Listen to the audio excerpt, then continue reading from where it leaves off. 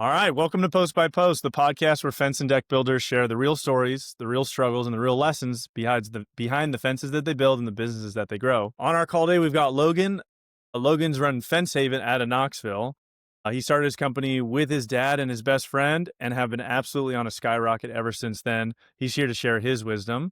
So before we dive into your story, Logan, let's let the people know who you are. Can you tell us a bit about your company, where you're Yeah, based out of, and what's making you unique? absolutely. Well, my name is Logan Tharp, and yeah, so we started Fence Haven this year actually, and so it's going great. I'm very happy with it. We've exceeded expectations. I have a background in the fencing industry.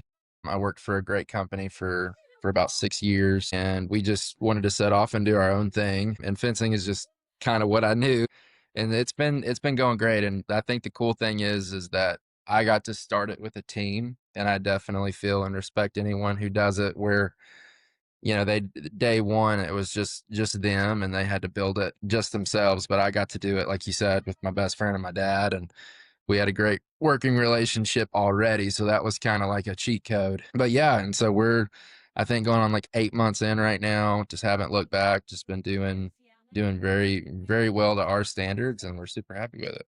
I love that.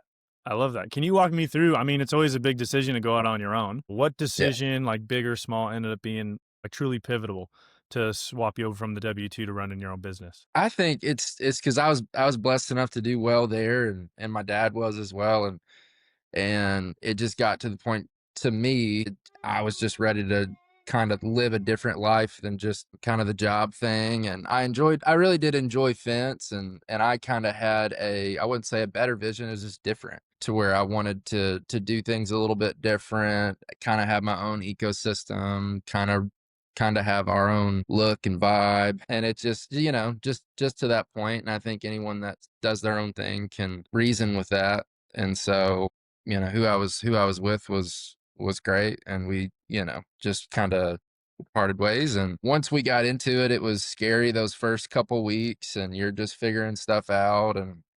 And that's actually, I feel like that's great. Like, that was a great rush, and I still have that rush half the time. But it's just one of those things that, I'm really glad I did it. And it's when you start thinking 10 years, 15 years down the run and not 10 months down the run, a lot of things change, and you're like, I gotta move some stuff. And Mm. that was basically my main thing. Yeah.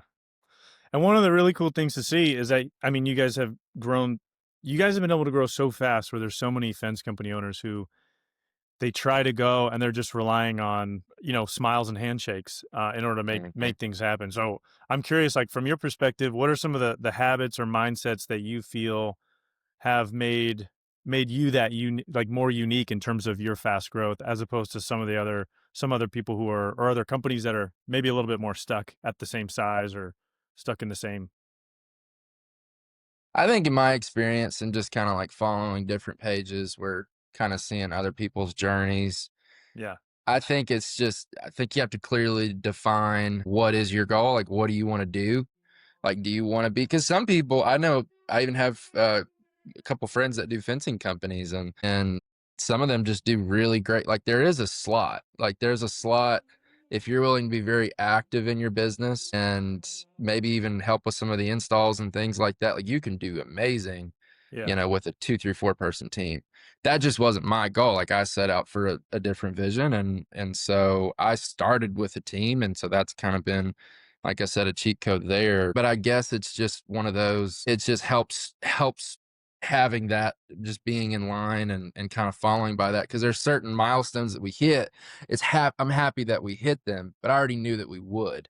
And it's just things that we had. Basically, I have a sales background, my dad had a sales background, Yeah. my friend has a sales background, and that was kind of our big thing. Like, I'm so versed in fence now that I know we're going to do amazing work for people. I know we're going to make people happy. And it's just, getting, i.e., the leads, like a service from you guys, and then also I didn't closing pay you them. for that. Make sure.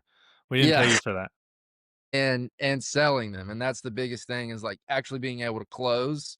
Yeah. Like, I think that's a big thing that, it's like in a lot of trades, if you can close better than the best installer in your state, then you're just going to do better, which we prioritize, the quality and making sure everything's going to be perfect. That's just kind of like a prerequisite, Yeah. but upping your sales skills will pay dividends. And so that's amazing. Just making a client feel comfortable and trust you very, very quickly. Yeah. That is always going to serve you well. What are some good sales resources for someone starting out? Like, how does someone learn to sell better? I learned how to sell by just sucking for a very long time. But it just my first follow-up call was like, "Hey, I was out at your house yesterday. Do you have any questions?" No, I think we're good. Okay, we'll talk to you later. We'll see you. Bye. Like, it's just like, that's, and so once you do that so many times, you're like, okay, maybe I should strategize this a little bit. Let me try this a little bit differently. And you get Yeah. to where it's not just in our in trades, and I think in just even different service businesses, but especially fencing companies too, and fence and deck companies, you can just circle a number on the estimate and give it to them, like, have a nice day. But Yeah. if you can really get more than that, you can get personable and you can provide value and describe your value. Not only do you sell the job, you don't have to race to the bottom. And that's a really nice thing that I just learned over time, is Right. that I don't really care what the other guy's at. And we've been really fortunate just to be able to distribute our value really, really well within the sale.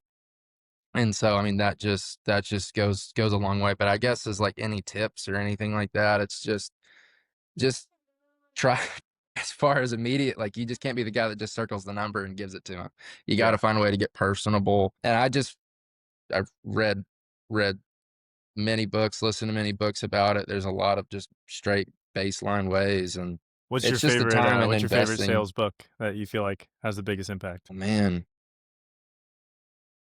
Putting you on the I spot. like Reese. Sorry. Putting you on the spot there. Yeah, I know. I mean, it's not, I guess, traditionally a sales book, but I think it's like just for Mosey stuff, I guess, is Yeah. like I forget, it's $100 million, not his 100 leads book, but his not offers offers, book, $100 but million offers. maybe $100 million off. But I just consider just someone like that, like finding someone that you can get behind and Yeah. respect and just consume their content. And then it's just coming into just being able to be like, yep, he does it, and find someone that you respect and really get behind and learn and try to, then as you start to go to these estimates, you implement these skills, try them for yourself, and just Yeah.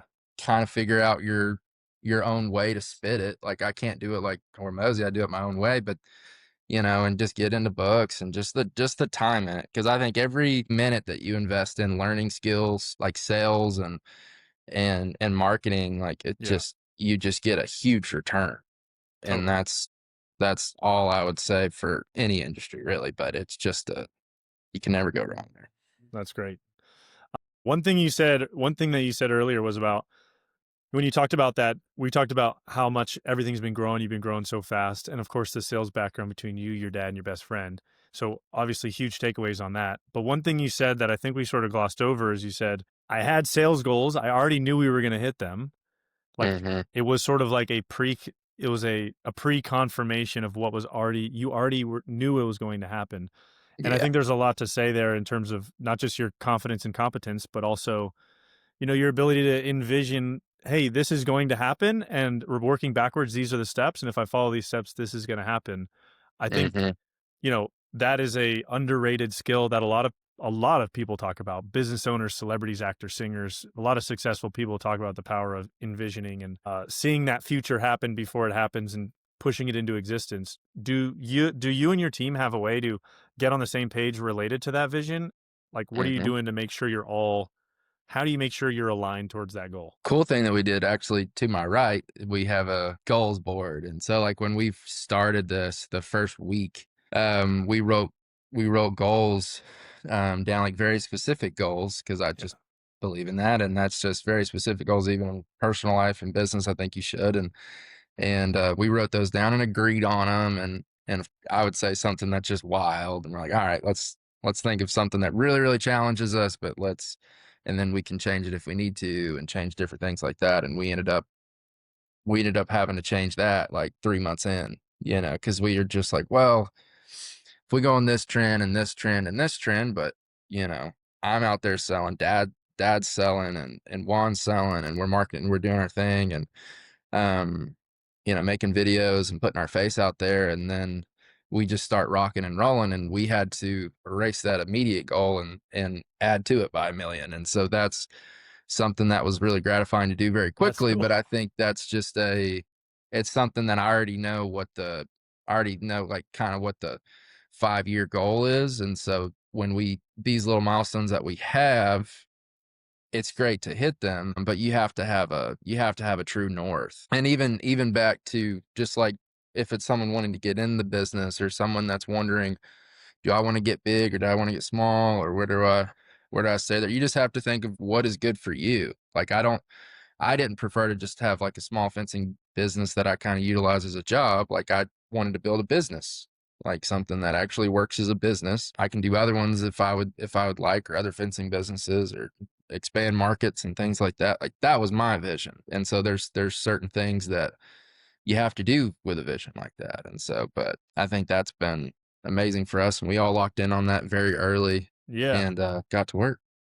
Yeah. Very cool. That sounds like a huge, huge asset. So I think we're getting towards the end here. So do you have any message for anyone who's, maybe they're working at a fence company, they're thinking about going out their own, or they've started one and they're just like struggling in that early phase? What advice would you give to someone kind of they're buying their first set of tools or investing in it, they really want to make that happen, but they're stuck? What advice would you have for them? I would just I have a sales background, and I can't push sales enough. I Yeah. think if you're working in the field every day, listen to a sales audiobook in your earphones. Like if you're working and you're thinking about getting out and starting your own fencing business, it's like, Mm, I promise you, knowing every bit of the fencing trade isn't what you need to be thinking about and watching for the next. You want to know that as much as you possibly can. But sales will give you confidence. And mm, so it's all sales for me. And like, we'll see how that ages, but it's just like that's what we mainly focus on. And because we think that the production and the quality that we put, it's just a prerequisite that we're going to do great on. And so I think anyone that gets into it and really has a heart for clients, they're always wanting to do good for clients. But the biggest thing that keeps you consistent, keeps food on the table, and keeps cash flow in the business is just sales. And yeah. that saves everything. And so if you're not very confident in sales, you probably don't make that jump quite yet. You try to get in sales a little bit, or find something and get client forward facing. But for people that are already in it, I think you Mm. just lock into sales, man, and it'll just change the way you look at the business, change the way your clients receive you, and hopefully change your closing ratio a pretty good bit. So Never hurts. It's a no, good it skill never to have. You get hurts. better at it and your account gets bigger. Like that doesn't hurt at Yeah, all. it's tough getting a So, lot of no's. So you want to change that as quick as you can. yeah, awesome. Absolutely. I appreciate you being on. Thanks for sharing Hmm. your wisdom with the listeners, Hmm. and until next time. Yes, sir. Thanks for having me. Good luck to you. Absolutely.